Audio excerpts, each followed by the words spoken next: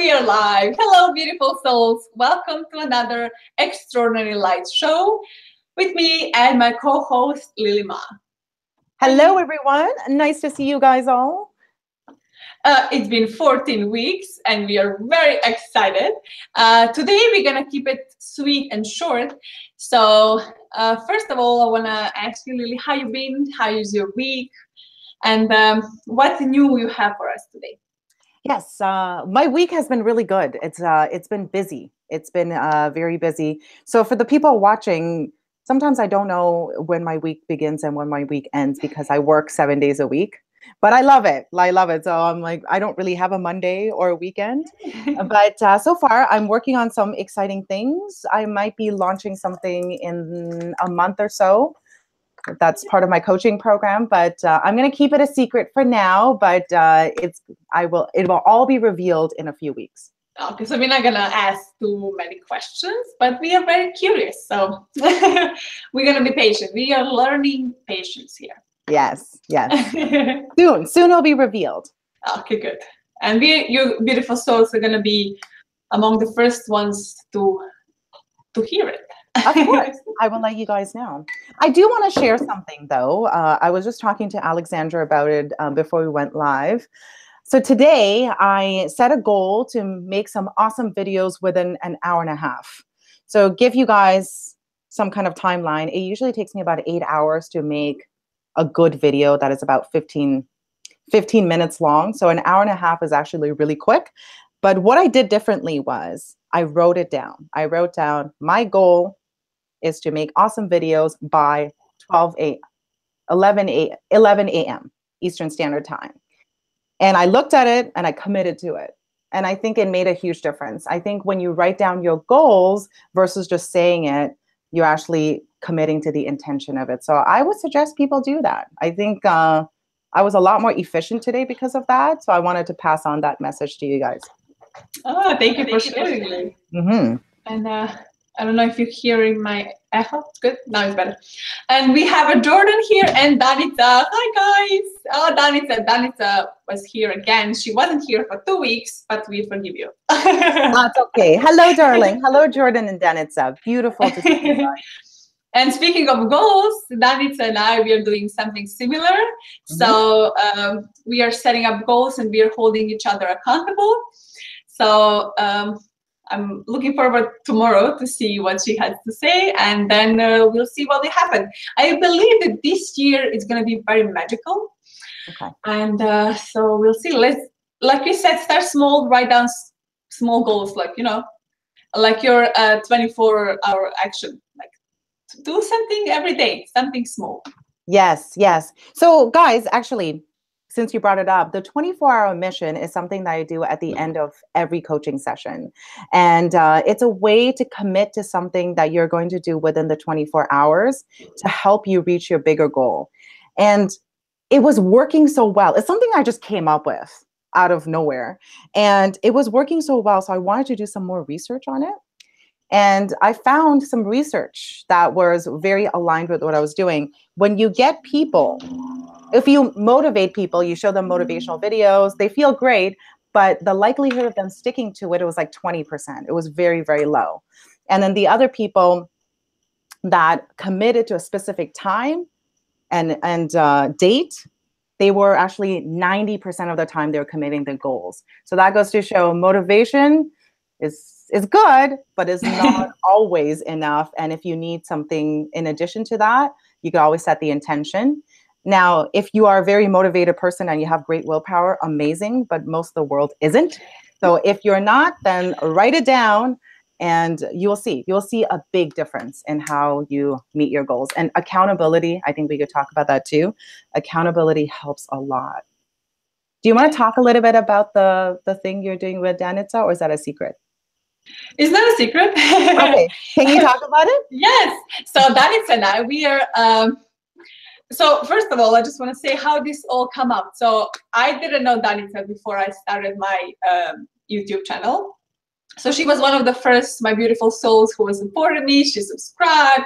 She was commenting. She was very Whenever time I read her comment, I was always so happy, and I see she was doing some actions, and I see she has beautiful vision for herself and her life.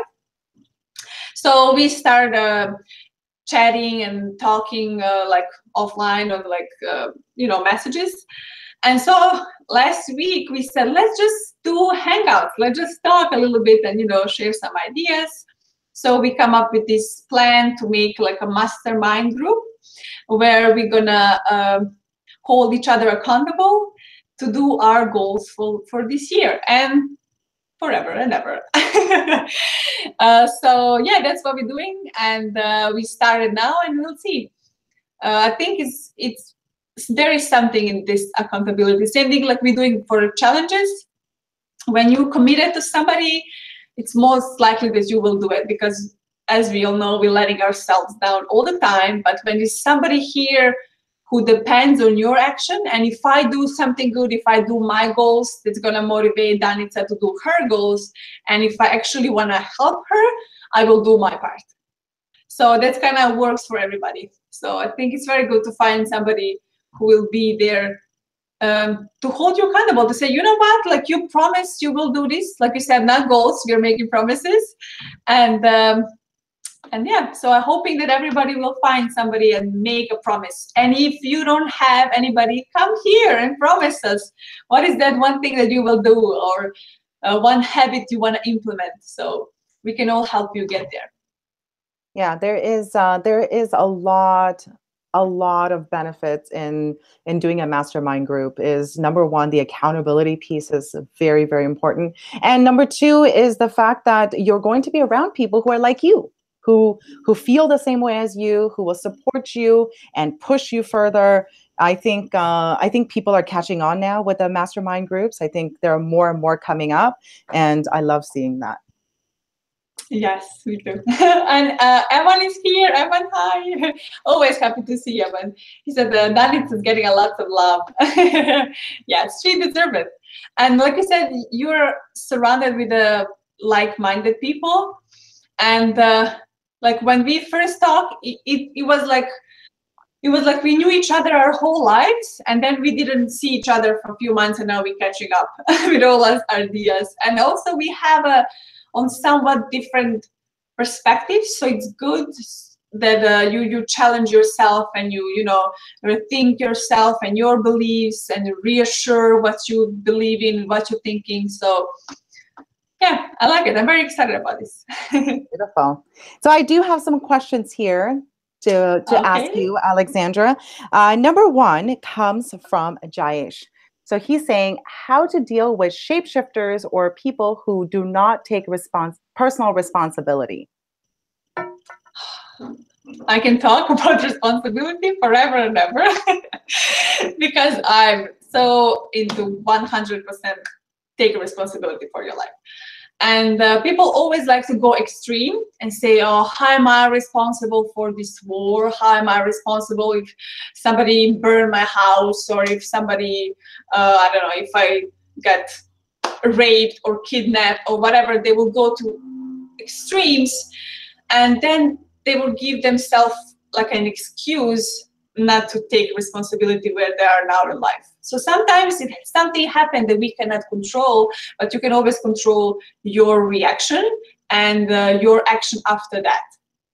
So when you realize that it's your responsibility, everything that happened, everything there is where you are now, it's your responsibility, then magic happened because you can change it, right?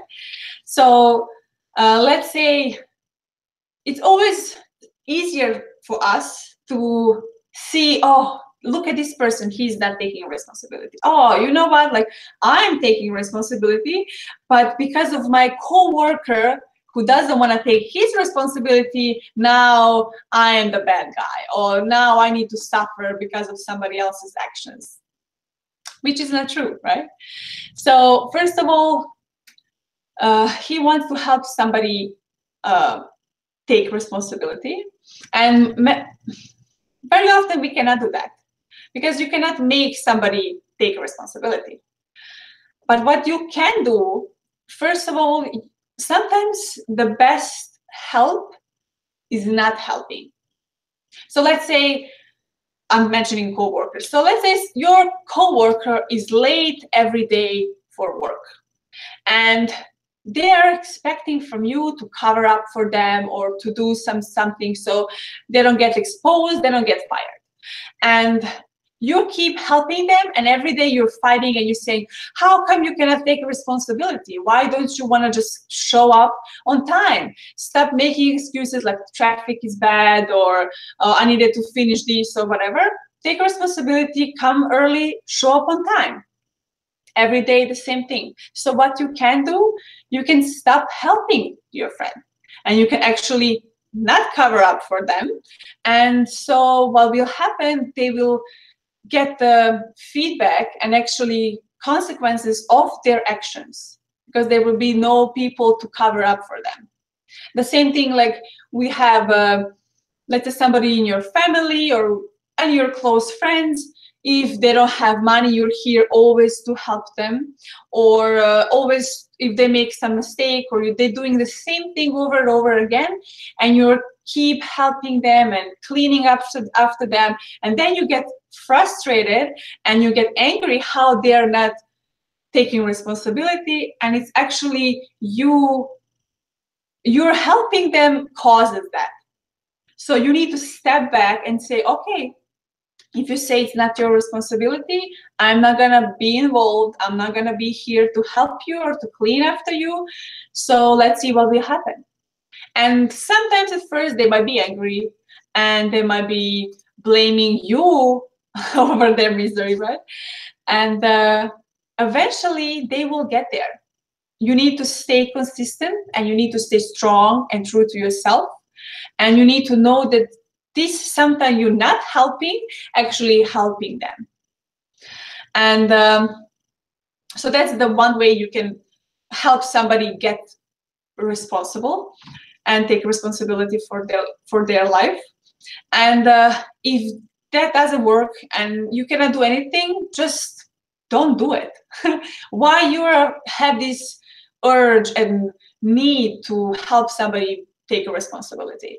And sometimes people say, I need this person to be responsible because it affects me. But if affects you, that means that you're not taking your part of being responsible, if that makes sense. It's all connected. So if the other people's and person's actions affects you and you don't know how to deal with it, so you need to re-ask yourself, am I taking my part? Am I doing my part and I'm taking responsibility for my life and my action? So start from yourself, and then see if you can do anything. If not, just step back. So that was like my 5 hours long answer to the question.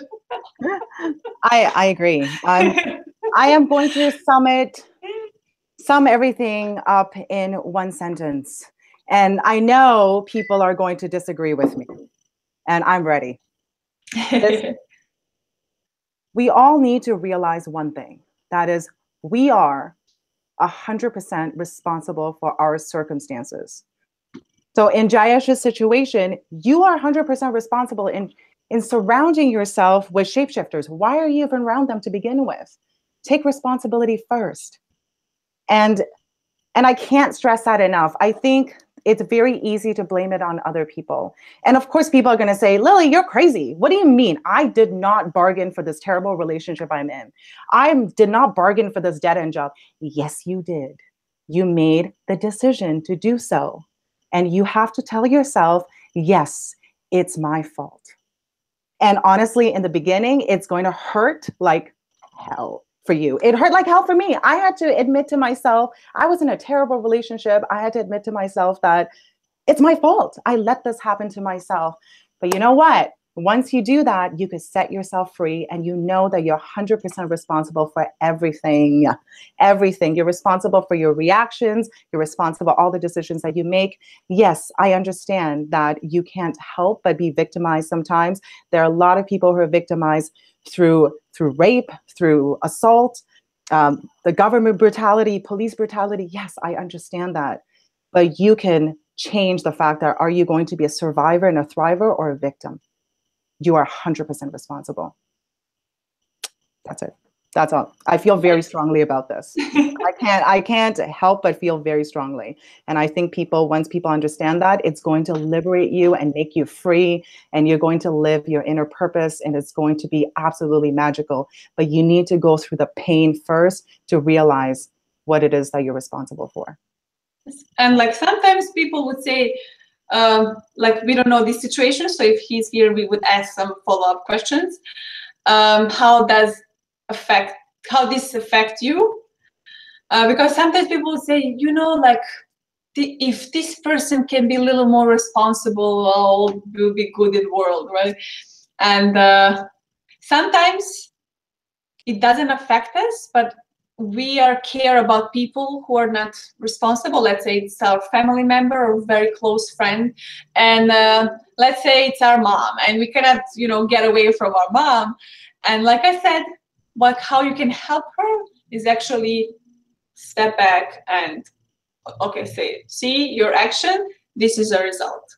And honest conversation with lots of love and compassion, because people if they're living one way, they'll love one way, and now you're stepping in, you say, you know what, you need to take responsibility.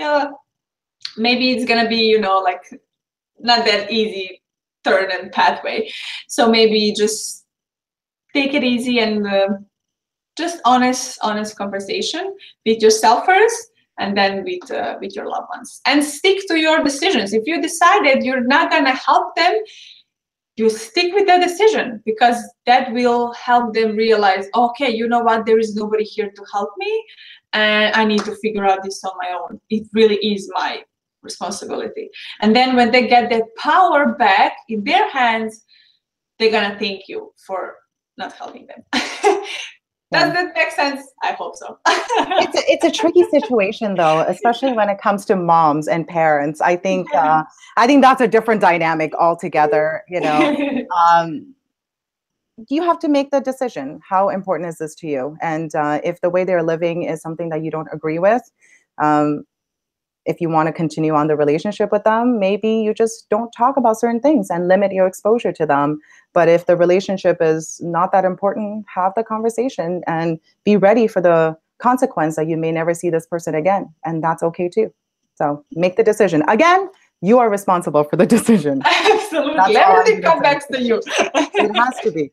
Yes, it's my fault. I'm going to make a t-shirt saying, yes, it's my fault. Yes, that's awesome t-shirt. It's my fault. Yeah. I love it. Okay, so I have a next question for you. Comes from Durgesh. Says, this is a very interesting question, and I think a lot of people would want to know, can an introvert person become a good leader? Short answer is absolutely. Who told you that you cannot? But let's just talk about it. So first, introvert, it's always hard for me to pronounce it, introverts and extroverts. I heard about it recently, actually, a few months ago maybe. Everybody was like, oh, this person is introvert, this person is extrovert. I was like, you know what, like, let me do some research on it. Like, what does that even mean, right? Like, why is this, oh, you're introvert or extrovert? And then I did some research, and, you know, like, you're introvert if you're like more like in the solitude, you like to be alone with yourself. You think best when you are by yourself, when you are or a small group of people you really care about, and you love spending time with yourself, which is pretty much me. When I was like reading, I was like, oh, this is me. And then also on the other side, extroverts are, you know, like, you have the party and there is one person there is like here the most talkative, and they have this energy and they're bubbly, and so kind of a little bit of everything, like. And then I was like, where am I? Like, sometimes I'm like this bubbly and everything, but then sometimes I really want to be by myself. And so I think I'm more on the introvert side, but I sometimes in the middle, depends on the situation, I would say. And then I asked myself why I need to put myself into this category. I was like, oh, now because I'm introvert, I can act only one way. I can do only certain things. Because when I did my research, I found so many videos like, oh, like this, introverts cannot be leaders, or introverts are the best leaders, or there was different separate opinions of the, oh, how extroverts can grow very fast in the industry and introverts not that much, and how if you're introvert you're more like willing to listen, which is good for leadership where we're talking now. So like this separation doesn't work for me. I don't like it, because I think that if you want to do something, doesn't matter in what category people put you in. It doesn't matter if you introvert or extrovert, because you need to find your own way. You shouldn't do something on a certain way because it's all by the books. You should do something because this is what your soul is telling you, your intuition telling you how you should do it. If you are just yourself, people will follow you. So the great leaders are here as an example of their vision. So if you have a big vision and you're actually taking steps, taking action towards that, people will respect you and people will listen to you. They will be here to hear when you have something to speak. So I think in that part, even being introvert, if you're not a talkative and you don't like the big groups of people sharing a mission, just be your vision, and that you will be the best leader.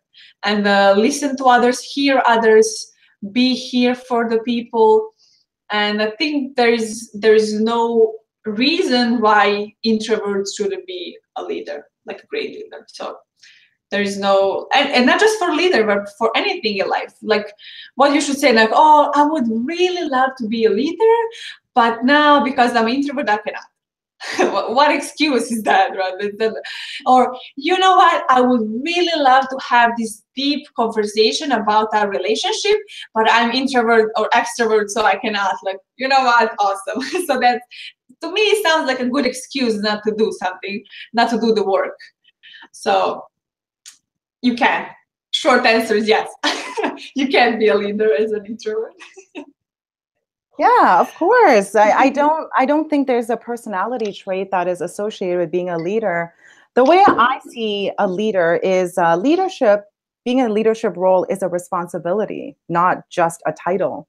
And it's not associated with personality types. It's associated, what are you willing to do?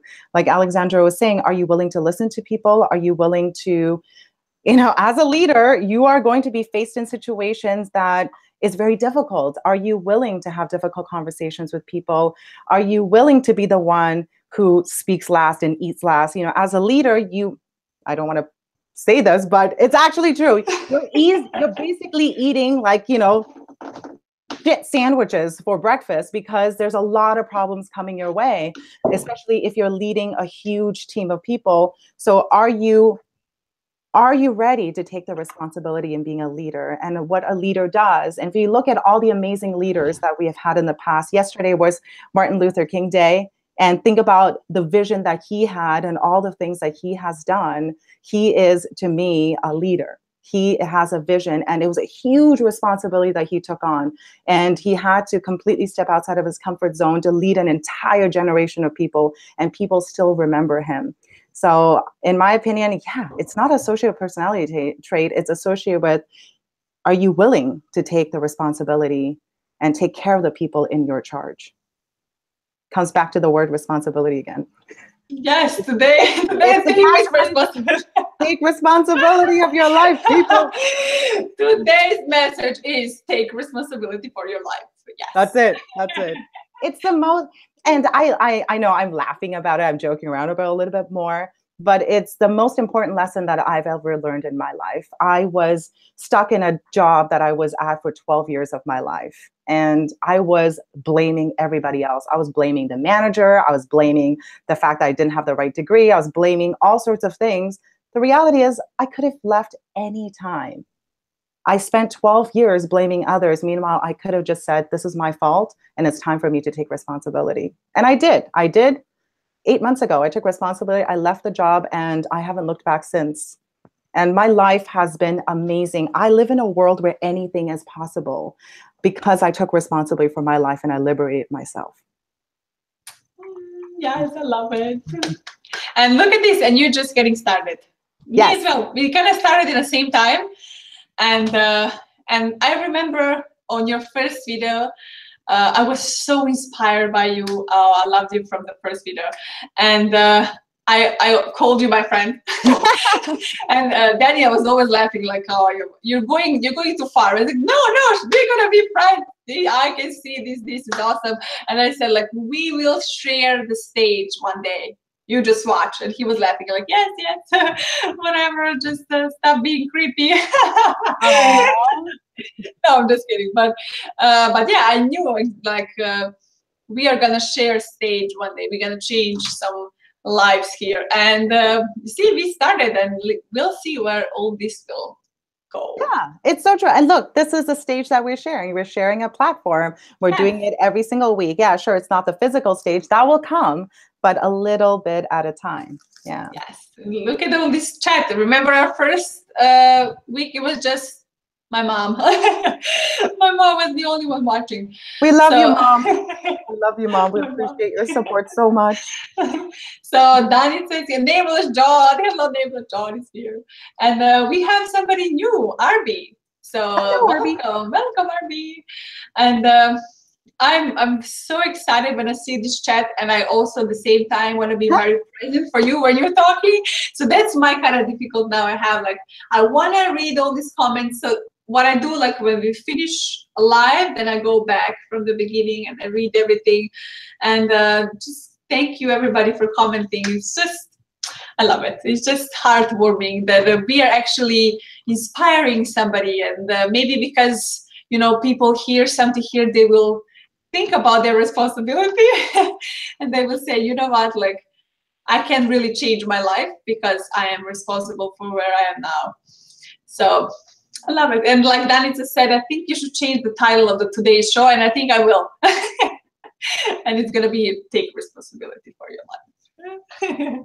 It's true. It's true. It's the most important thing that we could all do in our lives is just take responsibility. And if you look at a lot of people, from Eckhart Tolle to Buddha to Tony Robbins to Brendan Bouchard to Tom Bilyeu, they're all saying the same thing: take responsibility for your life. And some of them are a lot in your face and aggressive, and I prefer that kind of technique. But some people are very soft, like Buddha. Buddhism is all based on that. You know, we come to a world of pain and suffering. It's our responsibility to show it love and compassion so we could get away from this world of pain and suffering. So it's in a softer way, but it's all around the same. It's the same message over and over again. So you guys better hear it and take some action on it. So we are come to the end. Today we need to finish a little bit early, and that was very fun. It was fun and sweet. I think the time fly when you're having fun. So thank you everybody for Jordan is laughing. So thank you everybody for being here, for commenting, for supporting us, for being responsible, and for taking some action. And thank you, Lily, for sharing your wisdom and time with us. Thank you so much, guys. Take care. Thank you. I love you. Bye.